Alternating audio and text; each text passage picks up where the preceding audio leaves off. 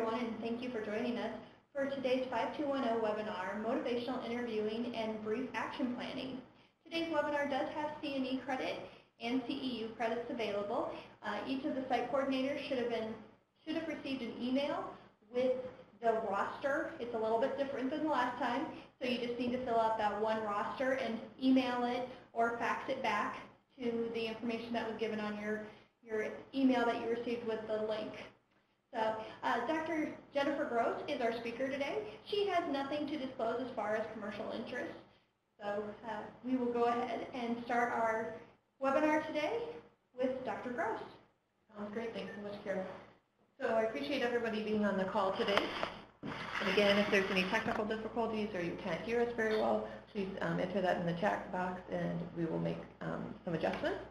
I just wanted to give you a warning as well that this is a little bit longer training than the previous two, and so hopefully we'll have enough time to get through all of it. Again, the topic is motivational interviewing and brief action planning, and each of these can be topics in themselves, so my goal is to give you a good overview and then some great resources to learn more. So our objectives today are to understand the benefits of using motivational interviewing and brief action planning during our clinic visits, understand how to assess patient readiness for change, understand how to assist patients in setting SMART goals, and then understand how to assess patient confidence. So let's start off by talking more about motivational interviewing. And so a lot of times it's important to consider why are we considering investing more time learning about motivational interviewing. And there's a lot of great data about the impact that it can have on our patient outcomes, and that's the most important reason that I encourage you to learn more about it. Additionally, there's information about the improvement that it can have on patient satisfaction, and we know that patient satisfaction is important in healthcare for many different reasons currently. It can also decrease practitioner drain. So we know that discussing difficult topics that we can use motivational interviewing for, such as alcohol, drug use, smoking, and childhood obesity, can all be difficult topics to discuss, and all of these involve behavior change, and we know that behavior change is difficult, and so addressing this issue is difficult, not only for the patients and families that we take care of in our office, but also for us as nurses and providers taking care of these families. And so this really gives us an effective tool to be able to impact the motivation our patients have and give them the tools they need to actually see results. So it's exciting, and that can decrease the emotional toll that addressing these issues can take. Additionally, it's a better use of our time. So and much of what we're doing is imparting education and information on our patients, and we know that there are certain ways to do that that are not as effective as using motivational interviewing. So it decreases the information dump that can occur at times. And so it's a wise investment of our time. And finally, it can improve practitioner quality of life, and that harkens back to the decrease in the practitioner drain of trying to address these difficult issues. So this is a link to a video that I'm not going to show. It's about a 10-minute video, but it's a practitioner talking about her experience in learning more about motivational interviewing and the impact that it's had on how she addresses patients and collaborates with patients in her office, and a story of how it's been impactful for one of her interactions with her patients. And so I encourage you, if you're looking for more information about it, to check out this video link. And so what is motivational interviewing, and how does that differ from what we're already doing? So in usual practice, we as clinicians usually set the agenda. We tend to tell the patient what's most important. We could then decide when to move ahead with goals. We're responsible for the patient making the changes. We're considered to be an educator or instructor, and our success is measured by the patient's outcomes, so weight loss, change in physical measurement, etc. But in motivational interviewing, it's actually the patient that's setting the agenda, and they are deciding what's most important to them. Is that going to echo with everybody having it on speaker? Here, I can shut mine Can off. everyone make sure their lines are mute? The patient decides what's most important and in line with their core values and their beliefs and needs. And we're really just setting the pace for the work, and the patient is responsible for if, what, and when behavior change actually occurs. And we're there to act as a guide, and success is actually measured by the patient's own values and goals.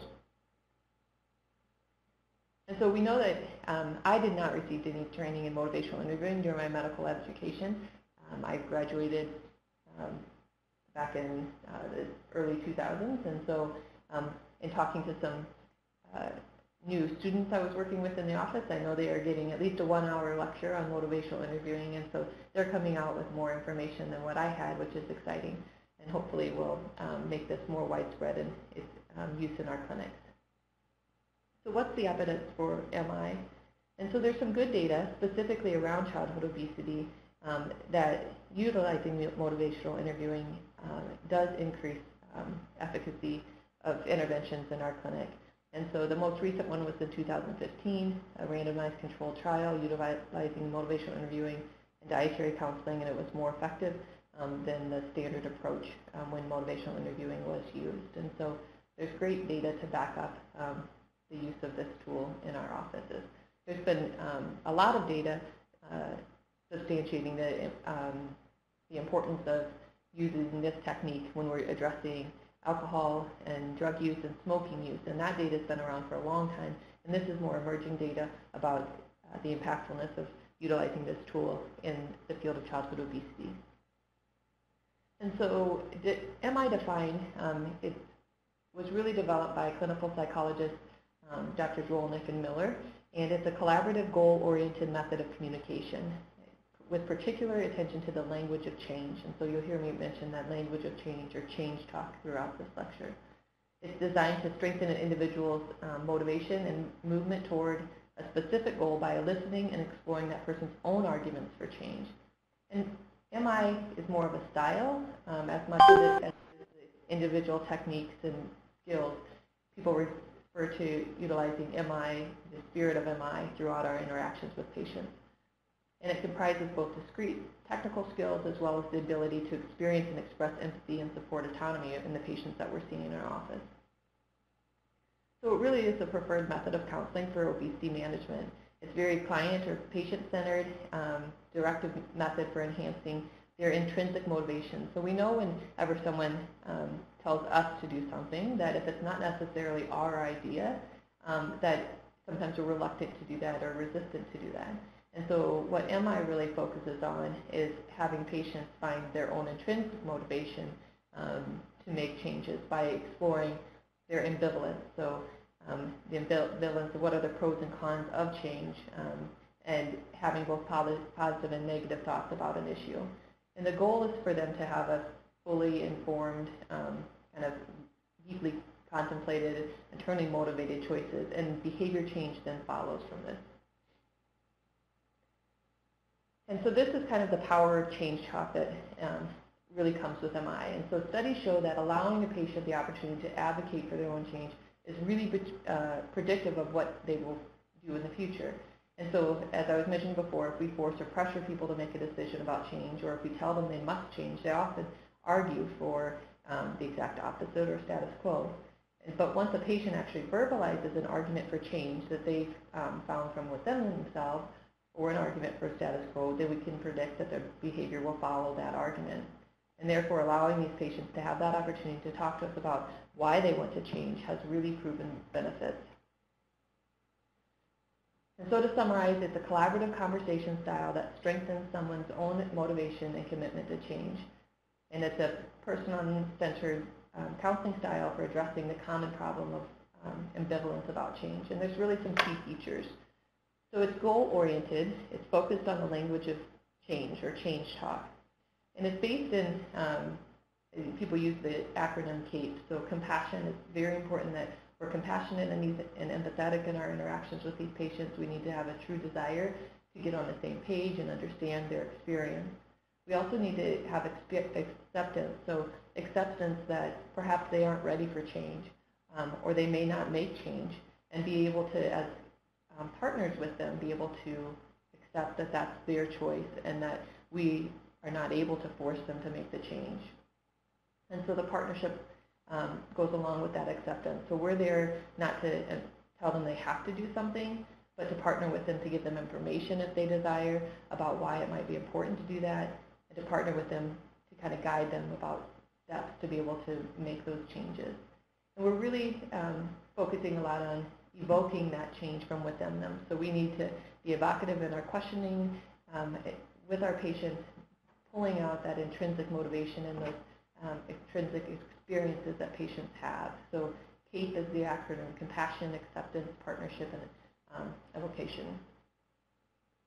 And these are some specific tools that we'll use throughout motivational interviewing. So OARS is another acronym that's used. It's important to use open-ended questions. That really allows patients to, for us to understand what our patients' experiences are. We need to be able to affirm and use affirmations, reflections, and summaries throughout these discussions. And so I have another slide where I'll talk more specifically about all those. It's important that we're asking permission. That's a big part of motivational interviewing, showing that respect for the patient's autonomy to make decisions and to be in charge of what information they're getting in that, from us. Elicit, provide, elicit. Again, I have another slide to delve more into this, but this is a great tool that I use not only when I'm talking to kids about obesity, but in other, when I'm talking about asthma or other decisions. So I've used this a lot since I've learned more about it, and it's been really effective. Decisional balance and exploring pros and cons is real important when we're finding patients aren't ready for change. We'll talk a little bit more about that as well. And finally, rolling with resistance, or more recently they've changed that term out of resistance with reluctance. And so there's another slide on that we'll talk more about. And this again is that video that links to the provider talking about the importance of motivational interviewing in her experience. So open-ended questions. And I know when I first learned about MI, I thought, I don't have time for open-ended questions and my brief visits with my patients. But in actuality, it's a good investment of time. And most of us realize that strategic use of open-ended questions can give us a lot of rich information that really helps us facilitate a dialogue moving forward. And so one of my favorite open-ended questions I use are, what are your thoughts about that? So these are questions questions that start with how, what, tell me about, or describe. All of those will facilitate us getting a lot of information. And then the A stands for the affirmation or affirming. So we really need to sincerely acknowledge and validate that patient and the family's experiences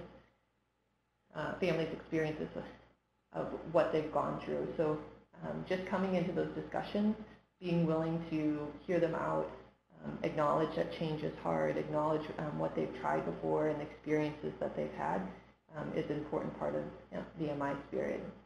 And then reflective listening. So this is reflective listening is when we have a true interest and desire to understand how our patient's perspective is influencing their decisions. And so it takes some work to really practice reflective listening. So we're listening, but then we're also going to reflect back what they're saying to us with a summary statement or a reflection or a reflective statement. And so that summarized are those reflective statements that after this careful listening that we're making statements that demonstrate that we are understanding where they're coming from and the meaning behind it. And so there's some examples of that that we'll go over as we're moving forward. So then more information about elicit, provide, elicit, another MI tool that's really helpful. So when I'm asking patients if they want more information, I'll ask patients first, would you like more information about a certain topic? And so they can tell me yes or no, or I can ask them, what do you already know about this, so I can understand where they're at. So I'm eliciting some information first, and then I'm providing them some information secondly, after I find out whether they want to hear it in the first place. And so you can give them a choice about how they want to hear that information. Therefore, the information is more likely to be accepted by them and be in line with their learning style. And then finally, you elicit again. So you what do you think of that information? So you elicit what they want to know, you provide them what they want to know in the format they want to know it, and then you get some feedback about what they think about that information. And so again, this is really important when we're decreasing that information dump that we mentioned before, that when we're providing information that our patient may not be ready to hear or they don't want to hear, we know that sometimes they can just shut us off. And so that blank look that sometimes we get when we're giving information in a more prescriptive manner, that this method really helps with that. And then let's talk more about reflective statements. So after listening, there's different types of them, and I think that they're not important. I just mentioned them here, so you're more familiar with some of the terms you may hear. There's content reflections, where you're just reflecting back what you've heard. There's meaning, so maybe they didn't specifically say that what her daughter was saying was important to her, but you feel from listening to the conversation that that's what she's meaning, so you're reflecting that back. The other thing is that when you're, not just reflecting the exact actual content of what they're saying, but you're really looking for the meaning, sometimes you worry, well, maybe if I say that I might be wrong, and how will they take that? And so that actually is something that can be helpful. So you're reflecting back what you think they're meaning, and they're going to tell you if you're wrong. And so it's a great way to kind of get on the same pages with that patient, which is, again, in line with that MI spirit. So don't worry if you're reflecting what they're meaning and you're wrong. They'll correct you and let you know. There's also amplified negative reflections, and so these are beneficial because sometimes they are helpful when you're trying to pull out change talk. So you feel it would be impossible right now to incorporate more exercise into Beth's life, and so you're amplifying that you heard that it's hard for the family, Beth Ann's family, to incorporate more exercise.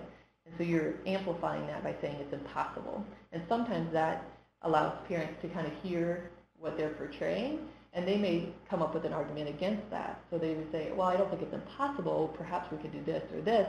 Those two things they said that they could perhaps do, that's change talk. And by them saying those things, that makes it more likely that they might actually consider doing them in the future. So that has a helpful benefit that sometimes you can draw out some change talk by those amplified negative reflections. And then sometimes double-sided reflections are helpful. You may hear them making arguments that pros and cons on both sides. And so on one hand, you might want to do this, but on the other hand, it would be hard to do that. So reflecting both sides allows parents to maybe acknowledge that there might be some pros and cons to what they're thinking about. And then action reflection is that final kind of reflection that you can use. So suggesting some things when you're reflecting back what they're talking to you about that might spur some action on their part. So these are all examples of reflective statements that can help you connect more with your patients, make them understand that you're listening to what they're saying, and then hopefully help move conversations forward. And then finally, rolling with reluctance. And so the goal with this is to allow the client to express their resistance or reluctance without feeling pressured to change or worrying about being judged. We really want them to be in a safe environment where they can tell us what they're really thinking. Well, I didn't want to tell Dr. Gross I didn't really want to do that. We want them to feel comfortable talking about why they may not be ready for change, because if we don't understand their barriers, it's hard to help them work through them as well. And so it allows you to pull alongside that client or patient and essentially agree with them.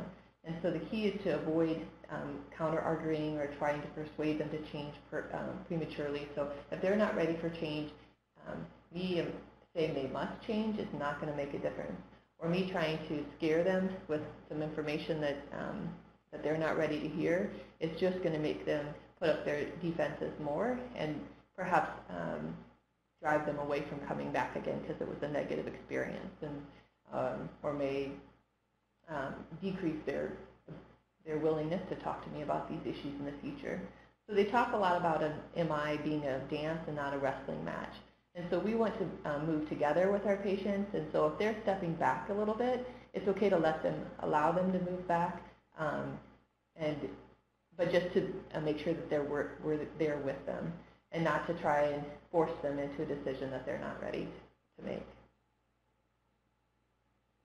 And so what are some of the traps that we can get into? So again, we're trained to be the experts in many topics, and we want to impart our expertise on the folks that are coming in to get information from us. And so in some cases, that's absolutely appropriate, that approach is what we need to do in those situations. And some patients come in and that's what they want. They want to know what we are saying. They're ready for change. They want to know what they should do. And if we give them that information, that's great. Motivational interviewing is not necessarily a great fit if you have a patient coming in and wanting that. But in other situations where they're not ready for change, this might be something we're bringing up. Us being the expert and demanding change is the trap we can fall into. Additionally, talking too much is really a bad part of motivational interviewing. So if you step out of a room and you feel like you did most of the talking and you were going into that room trying to have a motivational interviewing style interaction with that patient, most likely we weren't successful. So the patient should really be doing most of that talking, and we should be helping guide that conversation. Sometimes the assessment trap is difficult. We're looking at getting down to the nitty-gritty of what's going on, and we're good at trying to focus on the assessments, but sometimes we need to focus on the motivation for change and not worry so much about all of the different data points that we're collecting about their healthy habits. Maybe it's okay to leave those discussions and the nitty-gritty and move to the more important part is their motivation for change. And sometimes, in particular with brief action planning, not sticking to the guide can sabotage our ability to do this effectively within the time frames that we're given in our office. And so sticking to a guide can be helpful when we're trying to frame these brief interactions in our clinic. And the other thing when you're talking about motivational interviewing is before you're ready to use it, is this something that I really feel like is a good fit for me? Am I really ready to understand and fully connect with patients, what they're thinking or feeling? And how do I respond when I'm getting frustrated, when I feel like I've been giving them a lot of information, I just don't feel them coming along and change? Can I roll with that resistance? And so those are all important things to consider about motivational interviewing. So after that information about motivational interviewing in general, I give you a brief overview of what it is, why it's effective, and then an overview of some of the tools and techniques of MI. When I first learned about it, I thought this is something that I do not have time to do in my clinic. And with time, I've understood that it's actually saved me time. It's allowed me to have more effective and targeted conversations, and it's allowed me to get on the same page with patients. And so I'll talk a little bit about how I've incorporated it into the clinic, and hopefully you'll find some tips that maybe will make it possible for you to take bits and pieces of this. And so if you look on the internet for a video on motivational interviewing, just if you want to see it in action, you may see videos that may be 15, 20, 30 minutes long. And some folks have that time to be able to invest with families and patients. But there's also the ability to use motivational interviewing in brief segments. You don't have to do all of these techniques, but you can use one or two of these. You can work on, okay, I'm going to take asking permission before I give information. That's all I'm going to do for the next week. So I encourage you to think about which one of these things would be easiest for you to incorporate into your practice and give it a try and see if you feel like it's helpful. So it's not an all or none. It's something that you can work on over time. And so don't be discouraged because it seems like it's going to be a huge investment of time. You can take bits and pieces and use what works for you. So let's talk more about using it in our clinical settings. So remember that the patient and the family may not be ready for change is really important. And so we need to listen to them. And if they're not ready for change, that's when this motivational interviewing is really the most helpful. So if you have a patient come in, like I said before, they are ready for change. You don't need to mess around with drawing out a lot of change talk at that point. They're already coming in with that motivation and they're ready to make those changes. The motivational interviewing is when you have a family that's just recognizing that maybe their child's growth is going to have some negative impacts on their health, and they're thinking about what would be the pros and cons of change. And those motivational interviewing tools are really most effective in that stage of readiness for change. And so as I mentioned, if they're ready for change and ready to start getting healthy, then the use of brief action planning that I'm going to go through next is a great way to work through that conversation about setting goals with parents and patients and getting them moving closer to that change that they're desiring. And then the other thing that's important is that if a patient and family are not ready for a change, it's really important that we don't delve into our more prescriptive mode and force that change on them, but we respect that change, but then encourage them to partner with us and ask if we can follow up, or could we discuss it again in the future, or could they digest some of the information, and then when we come back together, maybe we can talk about it again then. So in the Clinician's Guide to Motivation, the Iowa Clinician's Guide to Prevention, Assessment, and Treatment of Childhood Obesity, it's a trifold brochure that gives kind of best practices of childhood obesity, and it's available on the IMS childhood obesity website, as well as, pardon me, the Healthy State Initiative Toolkit on the Iowa Healthiest State Initiative website. There's a brief portion of it that talks about a 15-minute obesity prevention protocol, and in it we incorporated some of the guides and prompts about when and how to use motivational interviewing throughout a discussion. And so I'll just refer back to that when I'm talking about how you can incorporate it into your clinical setting. But it really takes us through the process of asking for permission, sharing information in an empathetic manner, using elicit, provide, elicit, and then if they're ready for assessing their readiness, which we're going to talk about in a little bit, and then moving on to brief action planning, assessing their competence, and then scheduling follow-up. So we'll go through this more in detail, but that's kind of the framework that you can pull bits of motivational interviewing and brief action planning into kind of a realistic approach in your office.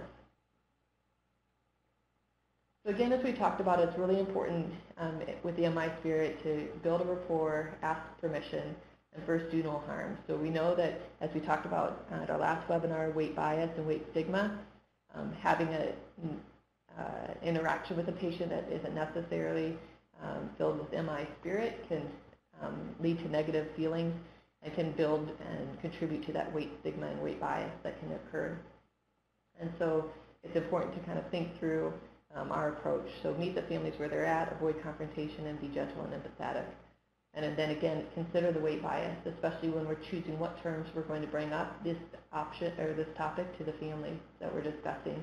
Because many times we have patients coming into our office, and this isn't on their agenda of things to discuss with us, but it's important if we're recognizing that there's health risks, that we're making the patients aware of that, and how best do we do that, and what terms do we use. And so this is just a harken back to our weight bias lecture, so if you want more information about that, you can refer to the webinar from the second one in our series. So first thing that when patients come into the office is, and I want to address the issue, I'll ask permission. So when we're looking at the growth chart, I usually will ask them first if it's okay to review the growth chart with them. Now, I've never had a patient say no to me, and so it's just important that we're offering that sign of respect for our families. And so if this is a sensitive topic and they say no, then you know from the get-go that there's some issues and some sensitivity that they have to it. And so it's good to explore that before you delve in, as I usually do to my usual spiel about growth charts. And so I'll talk to them about where the child's tracking on their weight and on their height chart, and then we'll move to the BMI chart. We'll talk about that out of 95 children, out of 100 children, maybe your child's body mass index is higher than 95 out of 100 children. And then I usually, before I go into my assessment of what I think their child is growing at, I'll say, what are your thoughts about how your child is growing? So usually I avoid the terms weight or BMI, and I really talk about that child's growth. And so then that allows me, that pause and that asking what their thoughts are, using that open-ended question, allows me to find out where that family is. So sometimes I'll have patients that are low on the growth chart and the child, and they're not really concerned, or their BMI is elevated and they're still concerned that the child is too small. And so it really allows you to get on the same page with that patient pretty quickly and target the information that you're going to pass along to them.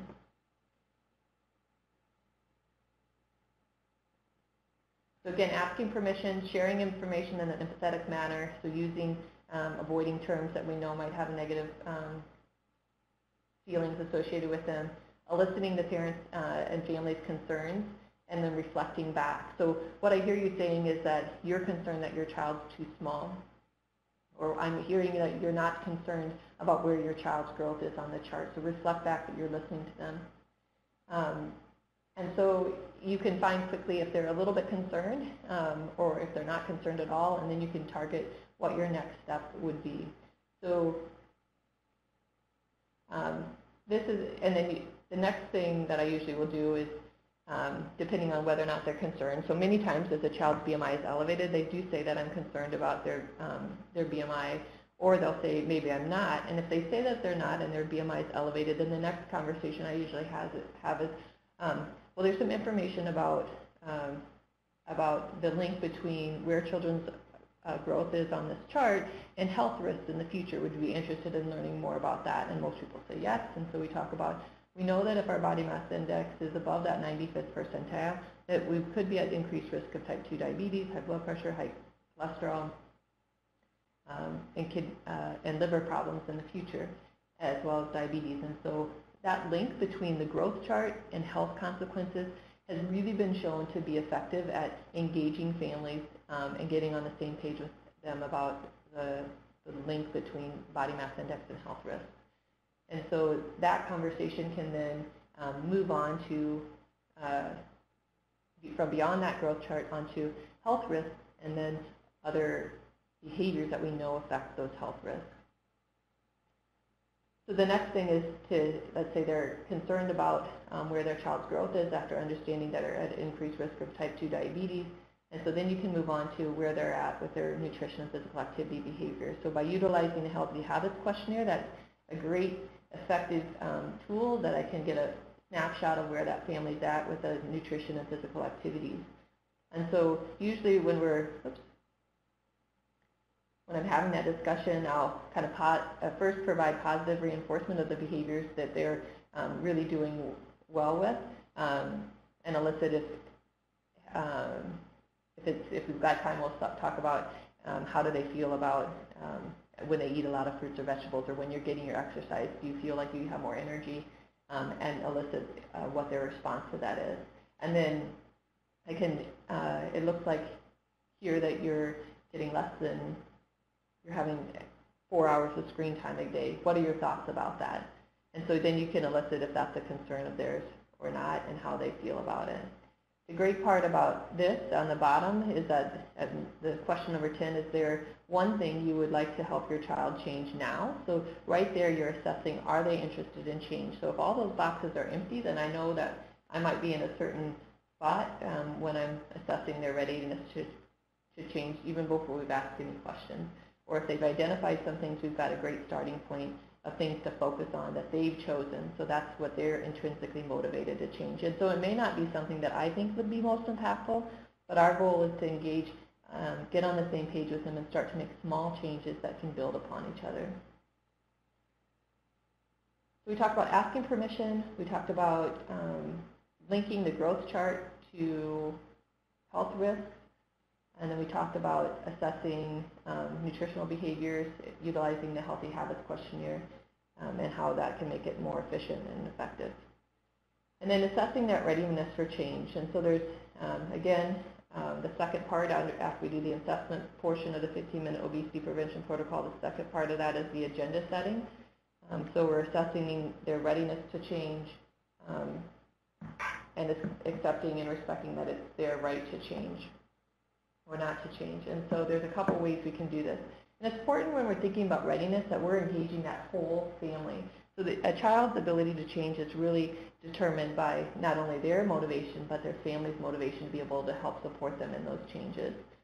And so just remember that as we move forward. So sometimes you can figure out where they're at with stages of change with just some of the comments that they're making as you're discussing their growth chart.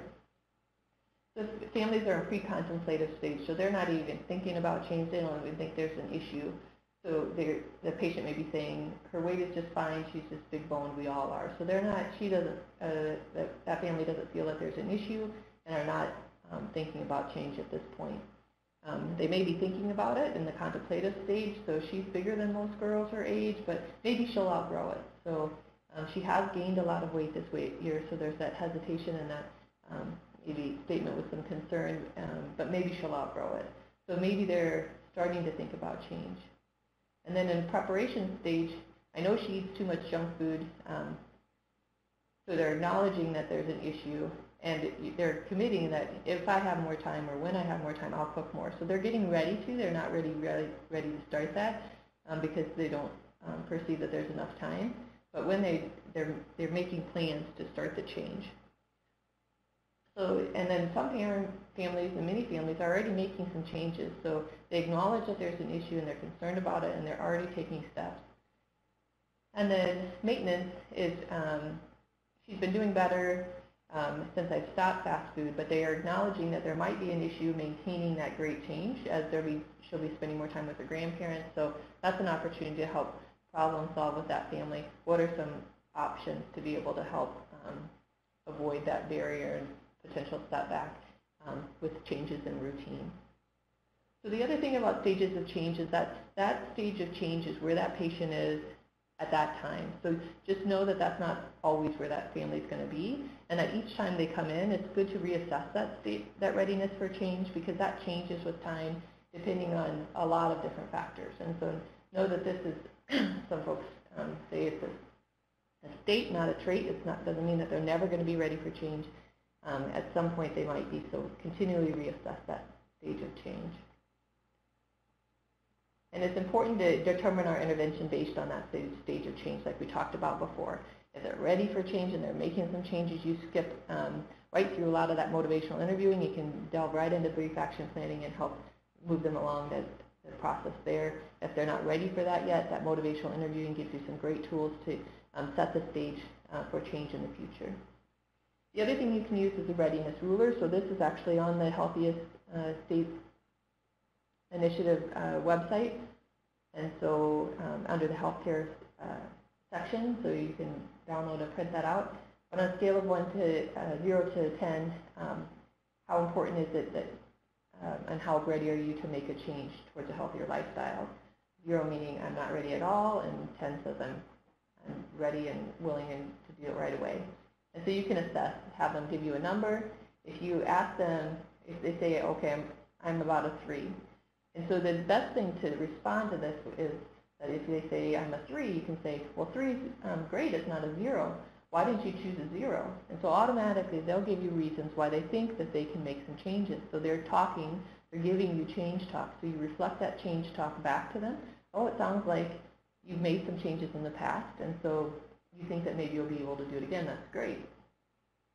And then you can move on to why didn't you choose higher, and they can identify some of those barriers. That what is it going to take to get me to a spot that I'm going to be able to make some changes, and you can help them kind of have that conversation with them about what are some barriers, what are some potential solutions that they have that might be able to help them around the barriers. Because most times we have answers to the issues, or we might benefit from some specific information that then will help us get around those barriers. And so in general, if a patient is sitting there at a 7 or above, that's pretty likely that they're ready for change, or they're confident they're going to reach their goals. So the 7 or above is kind of that target. So this is kind of a diagram about, if you're not ready, usually you're kind of in that 0 to 3. And so what we can do is give them some information, elicit, if you want more information, provide it, elicit their feedback, elicit that change talk like I talked about. Oh, great, a 3 is not a 0. What things do you think might be helpful? Advise and encourage. And so give them some options about what they would be interested in knowing more about. Maybe they're in that ambivalence, so they're unsure. Again, you can use some of the pros and cons and techniques in motivational interviewing, where you're asking them some open-ended questions, reflecting back maybe with an amplified reflection, an amplified negative reflection, where they're going to, again, give you that change talk and maybe build that readiness. And then if they're committed and ready, that 7 or above, then usually moving on to that brief action planning. So again, if they're not ready for change, this is the time to use MI to explore that ambivalence to change and help them kind of move down the road towards change, or nudge them along. So again, using open-ended question. So it sounds like you're not interested, maybe they acknowledge there's a problem, but they're not interested in change, what would it take for you to be ready to make a change? Kind of explore some of those questions with a what or how question, or tell me. Describe what it would look like if your family was able to make those changes. Well, how would your life be different? So again, those questions are helpful in helping patients move towards more openness to change in the future. So again, some feeling and meaning reflections are helpful. So this one, every time I bring up my daughter's weight with her, it leads to a fight. So she tells me to back off her case, and my husband gets mad and tells me to back off and let her be. She'll grow out of it. But I think it's important to do something about it now before it's too late. And so you can reflect back. You feel trapped between your desire to help your daughter and your husband's insistence to let it go. So just reflecting and being with that family and that feeling that she's having is really helpful for that mom to get some affirmation of the struggle that she's having, and might be open it up and make it more comfortable for her to talk about, well, maybe what are some things that would be helpful to get her closer to being ready for that change. I already talked about the amplified negative reflection, so I won't go over that again. And then the double-sided reflection, so helping them kind of see that pro and con and weighing that difference. And so all of these discussions, so a couple of open-ended questions with a couple of reflections, and then asking, well, it sounds like you're not ready perhaps to make a change now. Would you be interested in coming back, thinking about it, or getting some more information, or can I provide you some more information, and then reviewing that again in maybe 3 months or 6 months. So we know if kids are BMI is elevated over that 85th percentile with risk factors or 95th or above, that best practice is, say, we hopefully can get that family into stage 1 prevention plus, which is more frequent office visits. So sometimes in offices you have the ability to have these follow-up visits with other staff or nurses in the office, care providers, or sometimes the providers themselves. So offering to follow up again, not necessarily being ready to commit to goals, but would they commit to talking about it in the future, is really helpful as well. So all of these examples are taken out of the BMI Squared workbook, which is actually on the website for the Healthiest State Initiative as well, under the resource handout. So this is a great clinical, it really relates perfectly to the topic of childhood obesity, and so I encourage you to take a look at that. So moving on to brief action planning. So we now know what to do how to approach the issue, how to assess whether or not they're ready for change. If they're not ready for change, we have some tools that we can use, and a framework to have a brief discussion and see if there's a commitment to talk about it at another visit in the future. If they're ready for change, then brief action planning can help us more effectively partner with patients and move them towards change more quickly. And so this brings us down to the goal setting portion of the 50-minute obesity protocol. And so we really want to focus on 1 or 2 specific goals. So brief action planning actually focuses is a format around 3 questions and 5 skills or so. So is there something that family or patient would like to do for their health in the next week or 2? In general, we're looking for a specific, they may be at any of these ranges, so they may have a specific idea, they may not have thought of anything for sure. So there's a range of where patients are at when they're ready for a change, but they maybe don't know what they want to do. And so we can ask permission if they're not sure what they're wanting to do, and share a couple of ideas, and then ask them if they've thought of them or if they have any other ideas. So sometimes if they're not really sure what they want to do, offering them a behavioral menu, that's the skill, will give them some ideas and help move them towards a more specific goal. So again, the great thing on the Healthy Habits questionnaire is at the bottom you've got a list of things, so it can narrow that focus more quickly.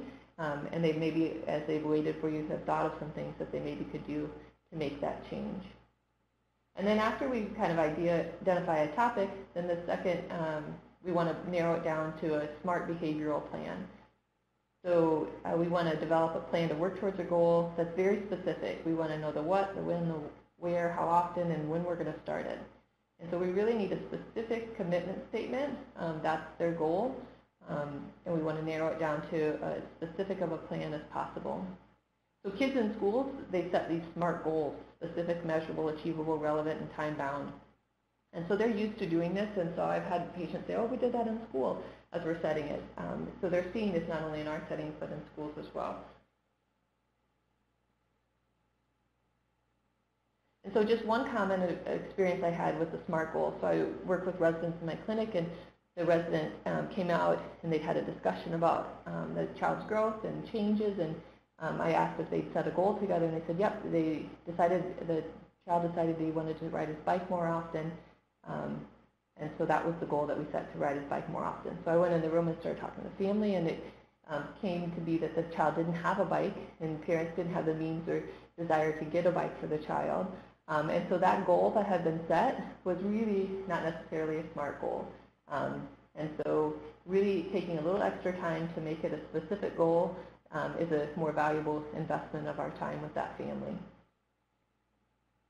And so once we have that goal, then the next thing to do is to assess their confidence. So their ability, how confident are they that they're going to be able to make that change. Again, our goal is to get a small, measurable goal that they're successful at, because we know that success builds upon success. And so if we can take small steps, those will add up in the future.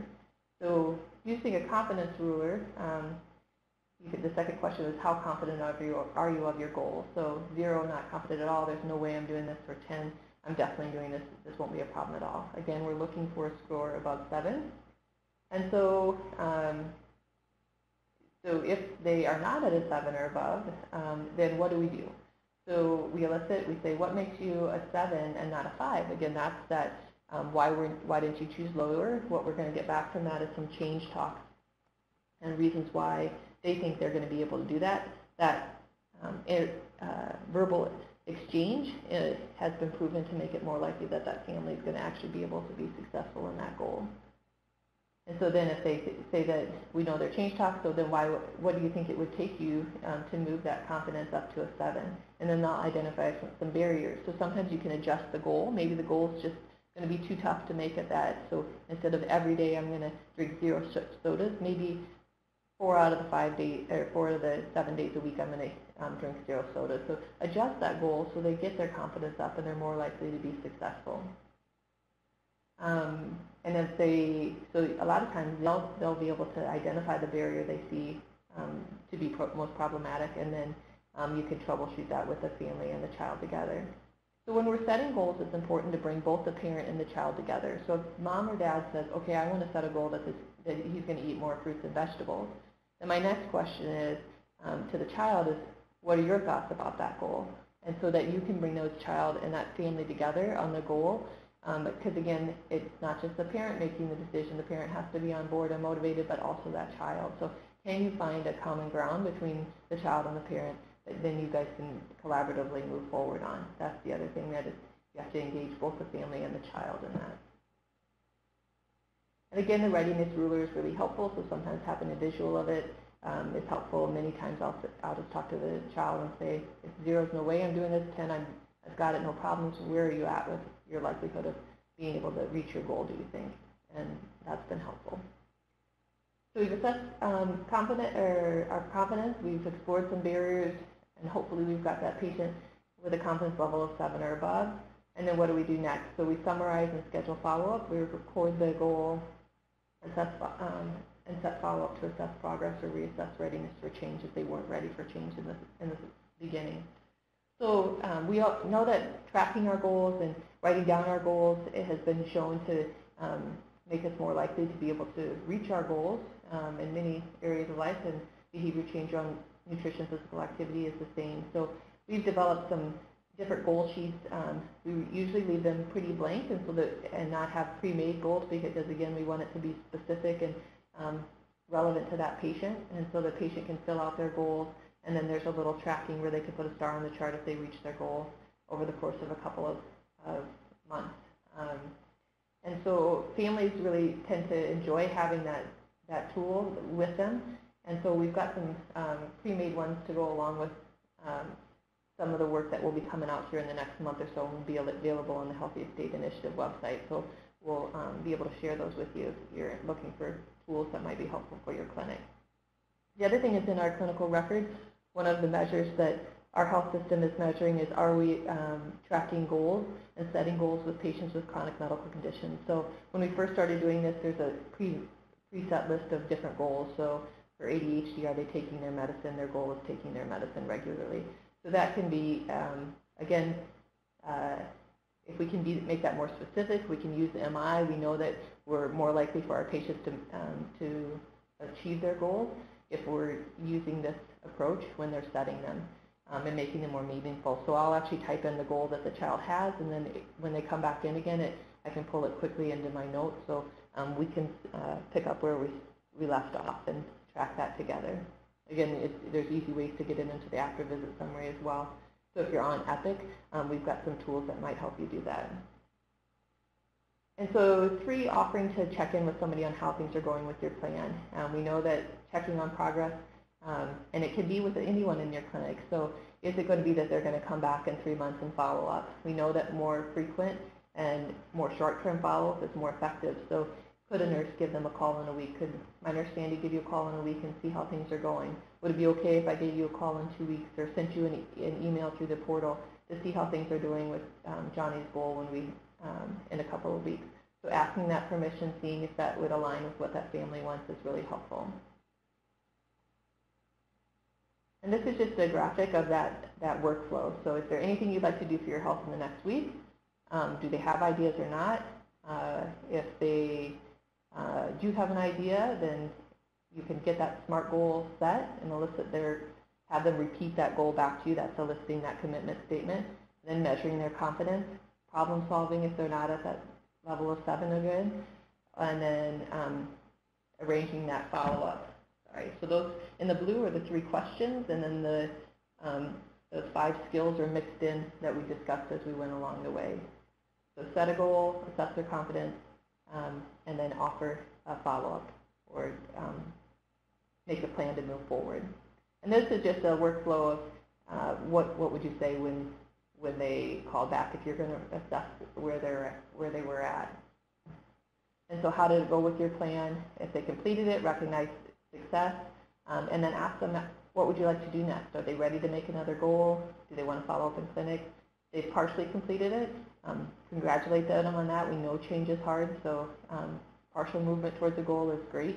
If they didn't carry out the plan, reassure them that this is common and that behavior change is difficult, and then try and elicit some change talk about what would they do next to continue that movement forward. So I've got a brief video that I'm going to hold off on showing. I'm going to show this at the end because I want to make sure I get to the resources if you have to get off the call, but I'm going to come back to this, and this is brief action planning in action.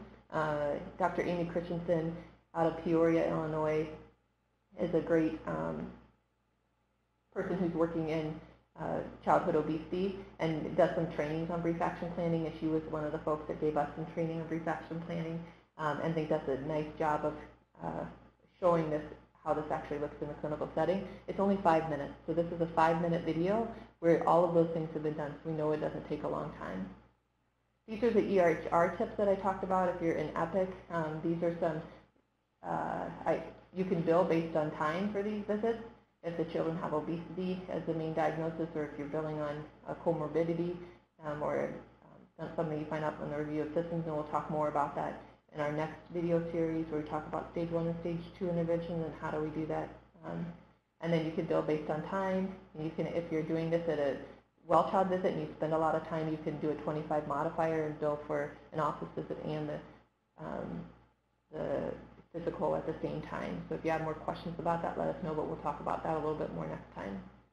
MI resources really quickly. If you take out your phone right now, go to your app store and type in Change Talk. This is a free app from AAP.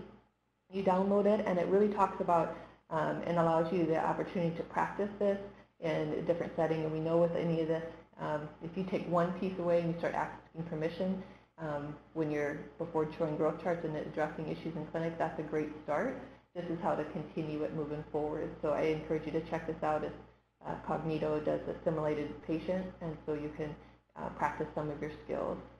Additionally, there's something similar on Kaiser online education program, and this is kind of a screenshot of that program. You can kind of pick from multiple choices what is the best question or best way to phrase our next step as you move along these interactions in the clinic. And then just a brief screenshot of the Healthy Estate Initiative website. So they changed the website a little bit. If you click on healthcare setting under the picture, or you click on the bottom where it says learn more under healthcare setting, that'll take you to this new launching page that, and under fact sheets is where you'll find the additional BMI, the motivational interviewing tools that I discussed in the lecture today. So this is a screenshot of the brief overview of MI. If you're wanting to talk about it to others in your clinic, it gives you a great one-pager or front-back one-pager on it. And then these are the tools. So both of these are kind of little workbooks that you can work through to practice some of the skills we've talked about. And so they're available right there. You click on them and you can go through those. And they are specific to childhood obesity. So great resources at your fingertips. And finally, just wanted to let you know about the Healthy Habits Toolkit that will be coming out next month. So this is and we'll talk more about it at our next webinar, Stage 1 and Stage 2, so just keep your eyes out for it. But it'll allow you to give some targeted information for families on some of the topics that we talked about. And then it takes you through a motivational interviewing informed approach to helping families set goals around it, making changes in these specific topic areas. And then finally, if you're interested in getting certified in some of these techniques, there's some other resources. So the Center for Collaboration, Motivation, and Innovation is a great source. And then Becky Lang, right here in Iowa, does a lot of trainings for folks and is a great resource. And that's a link to her website if you're looking for more information as well. So pearls, remember, not every patient and family is ready. Fear tactics don't work. And frequent visits over time do work, and small behavior changes can have profound effects on their long-term health. And our approach can save us time and can improve impact. And finally, a quote from Dwight Eisenhower: motivation is the art of getting people to do what you want them to do because they want to do it. So I'm going to move back to the video of Dr. Christensen and let that play. If you've got time to watch that, that'd be great. If you have any questions, again, you can type them in. I can stay on a little bit longer if you have time, or we can email you responses as well.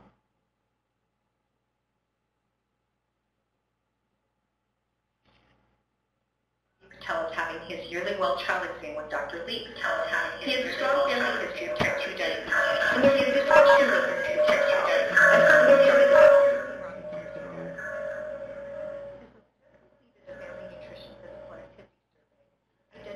several health needs which could improve. I'm going to try that again because I think we were getting some feedback. Try that again. 10-year-old Robbie Patel is having his yearly well child exam.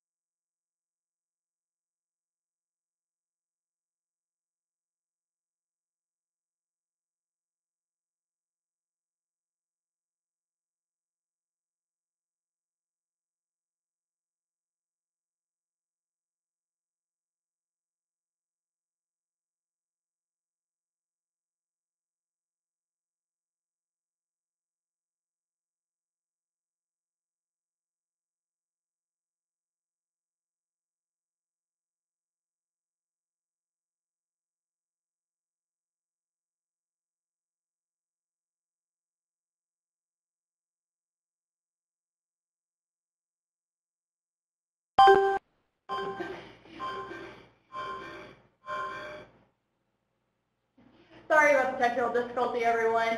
Trying to go between the phone and the computer is a little too much for us today. We will send the link out to everyone so that you can watch it at your leisure. But this does conclude our webinar today. I don't think that we had any questions in the box. And we'd like to thank everyone for joining us. We will have the webinar available via the website, the IMS website, for you to look at a later date. So just a reminder, anyone who is wishing to have CME credit or CEUs, please make sure that they are signed up on the registration form or the roster form that the site coordinators were given, and those need to be returned to IMS. So, thank you everyone for joining us, and have a great rest of your day.